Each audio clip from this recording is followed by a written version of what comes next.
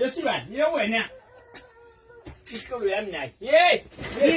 Ngibambe. Hey! Hayi man gogo man, hayi man. Silwane ngeke ngikwenze konke uthole imali ngiphathana. Hayi man, no. Silwane. Buka bona. Ngeke mina ngihambe ngifunele wena umsebenzi. Uthi ngawuthola phindze ngikuncengele Silwane ukuthi bangivenise emini nga8 ushayela isikhathi nasulele. Akusetshenzwa lamuhla. Vuka Silwane uyekele kucimeka vuka. Ngiyawulela ilanga sebele awusebenza. Uqala ihlolo Ngubani osebenzayo? Silwane usesebenza wena. Ngiyekele mina. Ho, nobakithi. Ho. Yesilwane.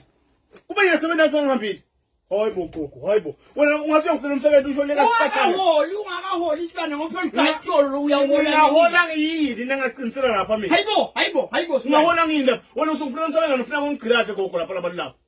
Khona umsebenzi lonke uyafika. First day bakuhlola ibhara bathi lakho lisha lelibhara. Bakuhlola ifosho bathi lakho. 6 masaka sebenze kuthiwa angaphithi.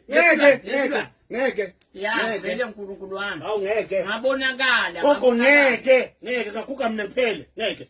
Ngeke wasemndawo uthini ngokulomlungu ngikhulumela nahembe phela ukuthi wena nje lo uqala ekhathi nekhathi utawuthatha nahembe. Nqesi, nangabe uyathanza kusebenza ngicela uhamba ubambe lapha. Kuthi umuntu longamela leli volenteka lapha. Kude. Bathi nje mina lo mshini othi lo bhuqako. Lo mshini wafa usebenza umshini loyo.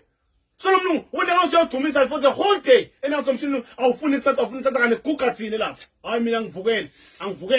Awu. Yesilwane utaba yini? Hayibo gogo. Utaba yini ke ngoba phela isikolo sahlula Silwane wala kudala. Ngitaba ngumtukulu wakho uyakuchubeka lapho kumahala lokho.